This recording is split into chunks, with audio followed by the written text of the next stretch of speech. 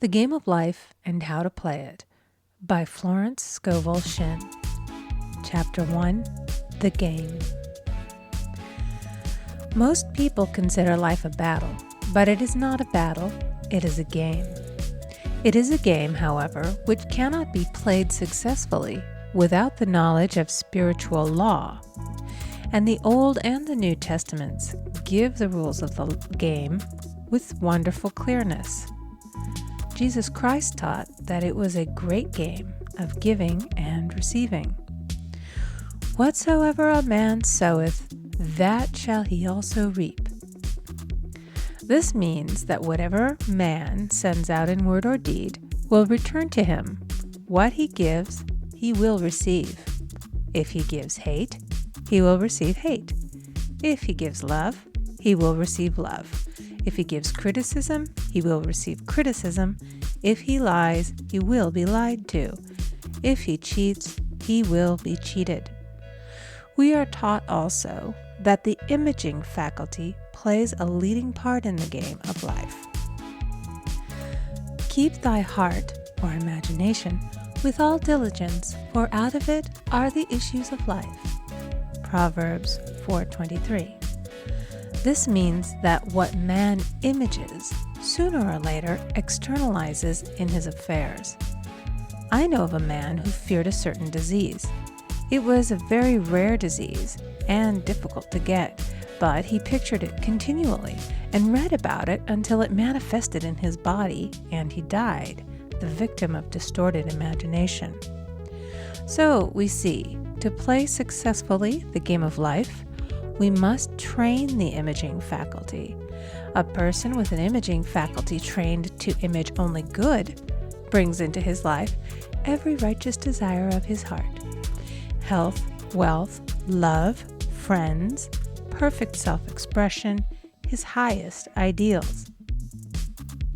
The imagination has been called the scissors of the mind, and it is ever cutting, day by day, the pictures man sees there, and sooner or later he meets his own creations in his outer world.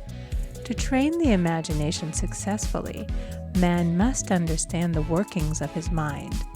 The Greeks said, "Know thyself." There are three departments of the mind: the subconscious, conscious, and superconscious. The subconscious is simply power without direction. It is like steam or electricity, and it does what it is directed to. It has no power of induction. Whatever man feels deeply or images clearly is impressed upon the subconscious mind and carried out in minutest detail. For example, a woman I know, when a child, always made believe she was a widow. She dressed up in black clothes and wore a long black veil, and people thought she was very clever and amusing. She grew up and married a man with whom she was deeply in love. In a short time he died, and she wore black and a sweeping veil for many years. The picture of herself as a widow was so impressed upon the subconscious mind, and in due time worked itself out regardless of the havoc created. The conscious mind has been called mortal or carnal mind. It is the human mind and sees life as it appears to be. It sees death, disaster, sickness, poverty, and limitation of every kind, and it impresses the subconscious. The superconscious mind is the God mind within each man and is the realm of perfect ideas. In it is the perfect pattern spoken of by Plato, the divine design, for there is a divine design for each person.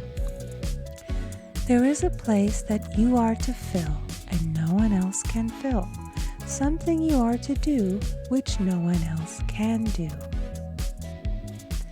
There is a perfect picture of this in the superconscious mind. It usually flashes across the conscious as an unattainable ideal, something too good to be true.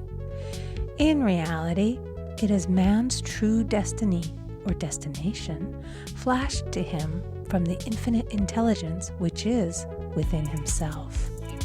Many people, however, are in ignorance of their true destinies and are striving for things and situations which do not belong to them and would only bring failure and dissatisfaction if attained. For example, a woman came to me and asked me to speak the word that she would marry a certain man with whom she was very much in love. She called him A.B. I replied that this would be a violation of spiritual law, but that I would speak the word for the right man, the divine selection, the man who belonged to her by divine right. I added, if A.B. is the right man, you can't lose him, and if he isn't, you will receive his equivalent. She saw A.B. frequently, but no headway was made in their friendship. One evening she called and said, "Do you know, for the last week, A.B. hasn't seemed so wonderful to me." I replied, "Maybe he is not the divine selection. Another man may be the right one."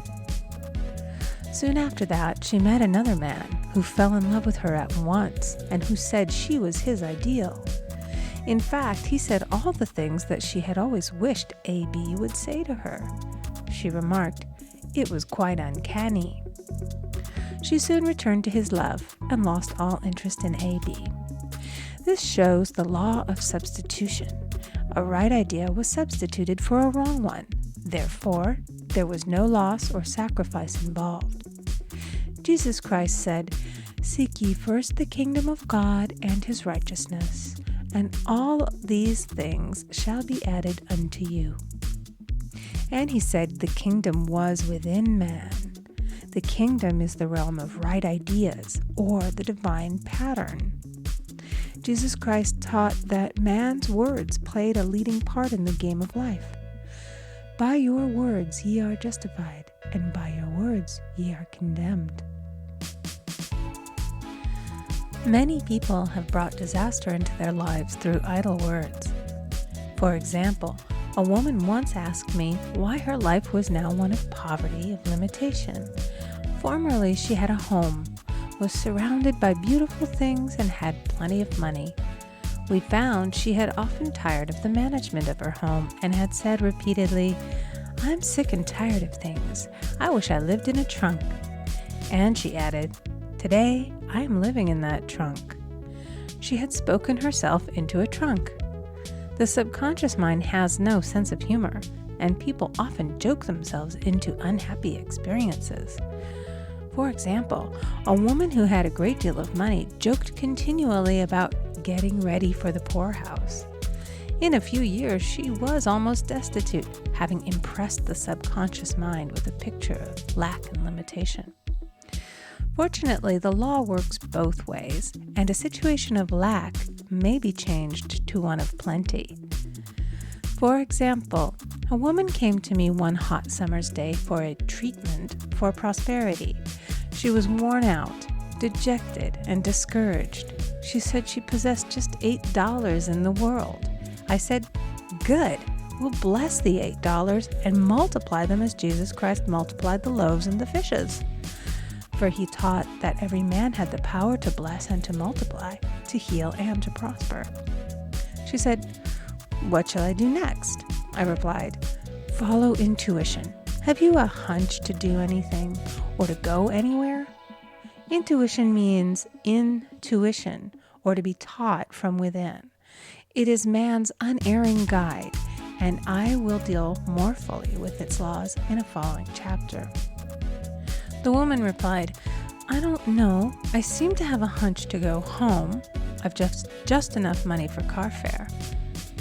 Her home was in a distant city and was one of lack and limitation, and the reasoning mind, or intellect, would have said, "Stay in New York and get work and make some money." I replied, "Then go home. Never violate a hunch." I spoke the following words for her. "Infinite Spirit, open the way for great abundance for She is an irresistible magnet for all that belongs to her by divine right."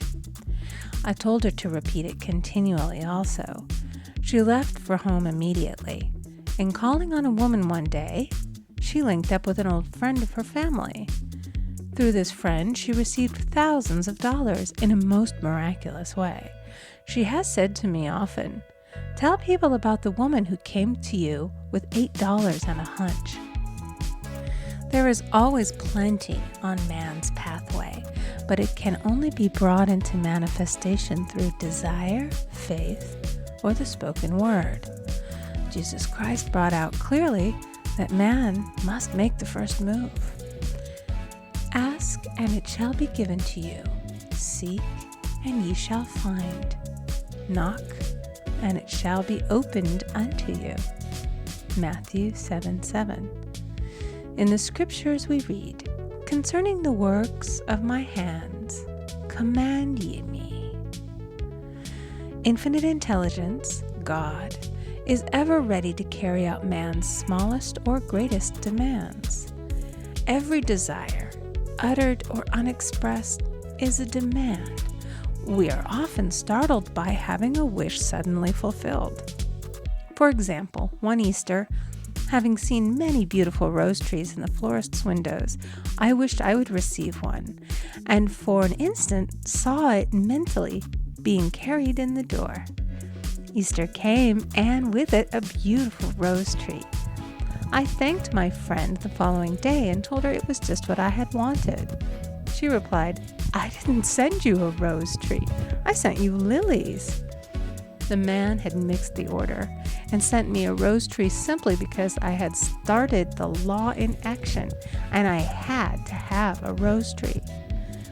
Nothing stands between man and his highest ideals and every desire of his heart but doubt and fear. When man can wish without worrying, every desire will be instantly fulfilled. I will explain more fully in a following chapter the scientific reason for this and how fear must be erased from the consciousness. It is man's only enemy. Fear of lack, fear of failure, fear of sickness, fear of loss, and a feeling of insecurity on some plane. Jesus Christ said, "Why are ye fearful, O ye of little faith?" Matthew 8:26. So we can see we must substitute faith for fear is only inverted faith. It is faith in evil instead of good. The object of the game of life is to see clearly one's good and to obliterate all mental pictures of evil. This must be done by impressing the subconscious mind with a realization of good. A very brilliant man who has attained great success told me he had suddenly erased all fear from his consciousness by reading a sign which hung in a room. He saw printed in large letters this statement: "Why worry? It will probably never happen." These words were stamped indelibly upon his subconscious mind, and he now has a firm conviction that only good can come into his life, and therefore only good can manifest. In the following chapter, I will deal with the different methods of impressing the subconscious mind. It is man's faithful servant, but one must be careful to give it the right orders. Man has ever a silent listener at his side, his subconscious mind.